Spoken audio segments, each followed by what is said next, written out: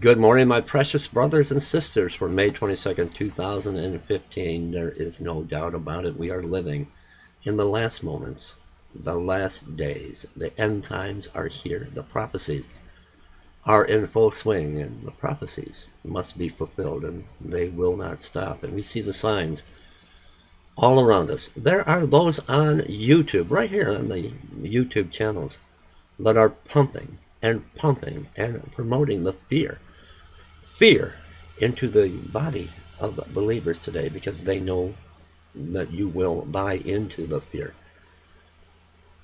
Fear across the YouTube channels, across the internet airways, social media sites. When I look on the Facebook, so many of my Christian friends, the stories that they are posting are of major cataclysmic type events to hit the whole world. We are living in the end times. But what's popular today, what the church seems to be chasing today, are these type of end time cataclysmic stories. Mile-wide asteroids to hit the earth come this September. July through September, Operation Jade Helm, the roundup of American citizens, martial law, the Walmart stores closing, underground secret tunnels, Walmart to be turned into FEMA detention centers, earthquake swarms across the globe, the major earthquakes in Nepal, the death and the destruction. That's where the viewers, the Christian body, all of their attention seems to be focused on when we're looking at the end times. Giant earthquake swarms across the United States, across California to get the mega quake, the big quake is coming. Earthquakes, tsunamis, tidal waves, a giant wave to wipe out the East Coast and the West Coast. So many today of bodies of believers are in a state of panic and a state of fear because those on YouTube especially that are pumping and promoting the fear knows that you're going to buy into the fear, and they are cashing in. They are cashing in on your fear. Well, Jesus told us we're not to have a spirit of fear, to watch for the signs. But let's not be obsessed with the signs. So we know that the end times are here, but we are not to have a spirit of fear. But if fear is what sells, if fear is what's popular, here's something that may be very frightening, but may be a wake-up call for all of humanity. But let me take you to the book of Matthew. Matthew 24, I'm going to begin at verse 10, because this is reality. This is not hype. This is not sensationalism. And then shall many be offended, and shall betray one another, and shall hate one another. And many false teachers and false prophets shall arise, and deceive many. And because iniquity shall abound, the love of many shall wax cold. The love of so many has waxed cold. Many today are offended. So many are offended, and they're betraying one another, and hate abounds in the world today, and many false teachers, and there's so much lies and deception in the world today. The love of so many have waxed cold. I want to share a story with you, a news article in a moment, but let me touch on this because it has to do with the article that I want to share with you today. This is how far society has come. This is a major, you want a sign of the end times? This is a major sign that we're living in the very last days. It's like it was in the days of Noah. We recently, with our homeless ministry, helped a young lady that was a victim of domestic violence. She laid on the floor, gasping for air. She called 911 in the city of Flint. Police department did not show. She's a victim of domestic violence, and she was physically abused. Her attacker had her on the floor and was choking her so violently, had his forearm up against her neck, but he nearly ruptured her carotid artery. Well, when the police didn't come, she finally was able to call us. We got in there. We got her to the hospital to get her medical treatment.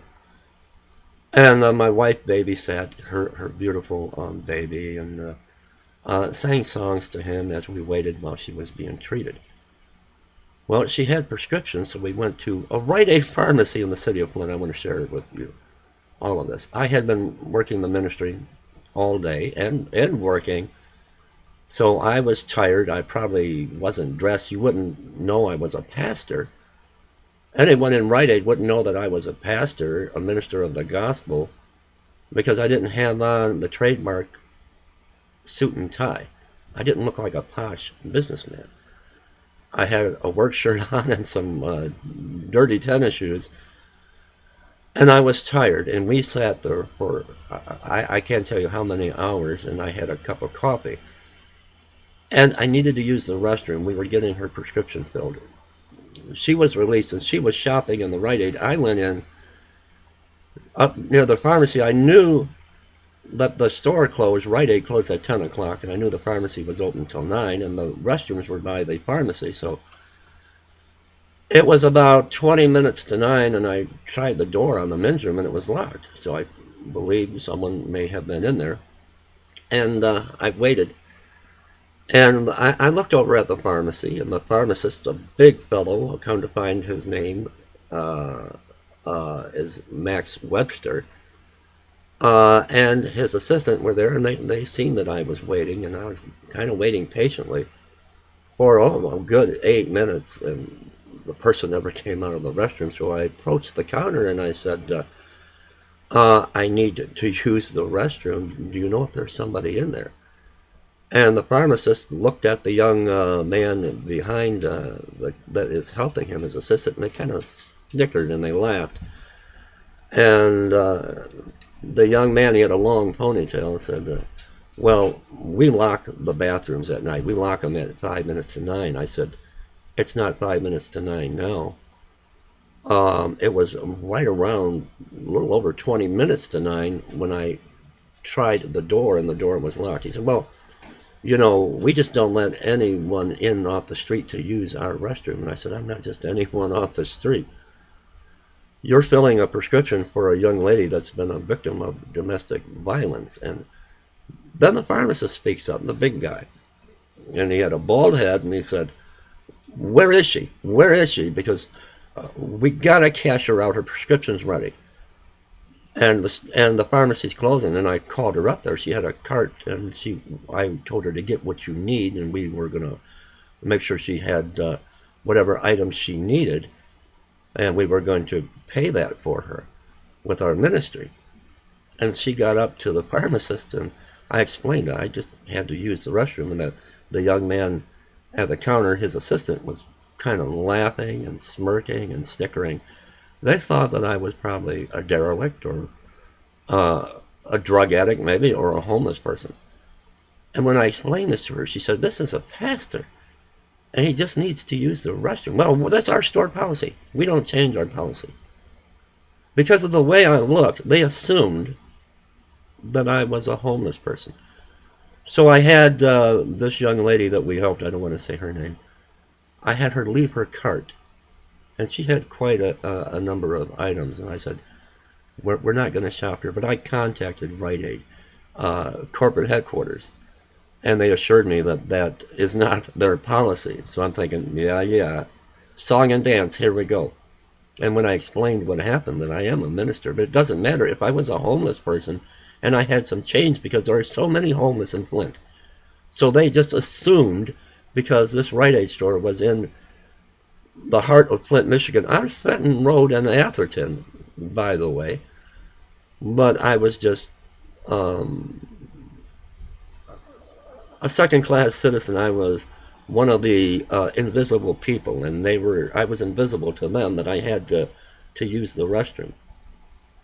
because they don't allow the homeless in, the people of the street, to use the restroom, even if they have some money or change. So I called the corporate headquarters, and they got back with me, I don't know, 3, 4 times. And they have changed the policy now. I went in, and they told me from the corporate headquarters that they are removing the locks from the doors, that should never have happened. The store's open till 10 o'clock. The restroom is for all customers, no matter what. That restroom should not have been closed at 5 minutes to 9 or at 20 minutes to 9. It should remain open until the store closes.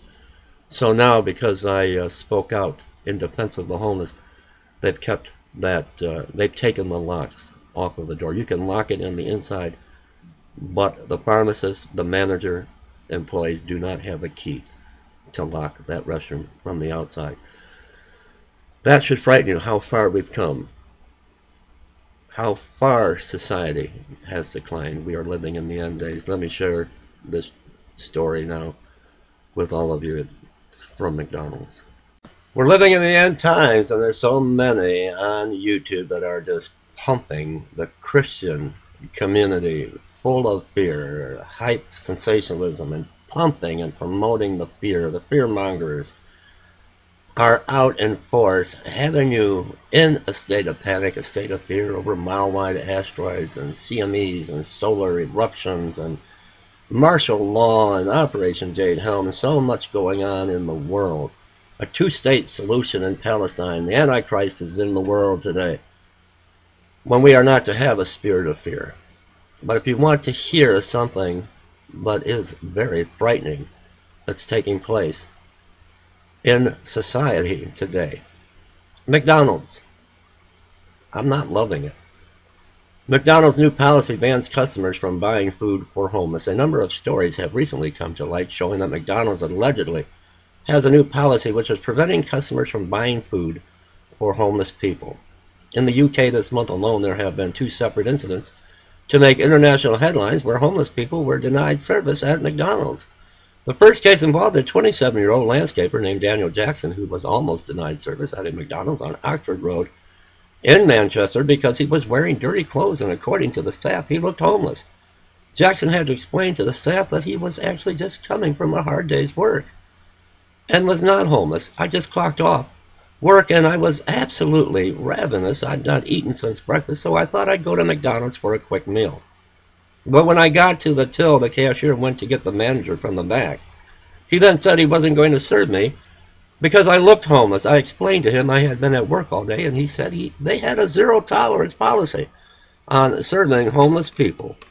Jackson told Manchester Evening News. It took some serious persuasion to convince them that I wasn't homeless. I admit I was wearing scruffy clothes because I'd just been working outside all day. That's no reason to assume I live on the streets. I'm angry that I had to justify myself in front of a massive crowd of strangers. Yet what I find most disgusting is a policy like that even exists. It completely victimizes homeless people. Surely, if you have the money in your hand and you want to purchase a meal, you should be treated like any other customer. He added, McDonald's apologized for the humiliating ordeal, but the corporate headquarters insisted that this was not an official store policy. Just weeks later, a 19-year-old girl named Charlotte Farrell visited that same exact McDonald's in hopes of purchasing some food for a homeless man who she saw on her walk to work. She was also denied service and told that it was their policy not to serve homeless people. We queued up, and the homeless guy tried to get some money out before I told him I was paying. Then the supervisor said, we don't serve homeless people. He said the business manager told them they weren't allowed to serve homeless people. They said it was a new policy, Farrell told Manchester Evening News. This is happening all over. People being denied food, being treated like inhumanely because of their situation. It was his attitude towards a guy. We were both customers, so there shouldn't be any difference. I think it's absolutely awful and completely immoral. We're all human beings. I wouldn't expect to be treated like that. If they're refusing to serve homeless people, it's extremely judgmental She added, when questioned again by the media, McDonald's had continued to insist that it's not an official policy at any of their stores. I'm not buying it. I'm not liking it. I'm not loving it. Yes, McDonald's is not a healthy diet. It contains so much poisons and toxins. Who knows what they're putting in the food? But for a homeless person scraping up enough change to curb their hunger,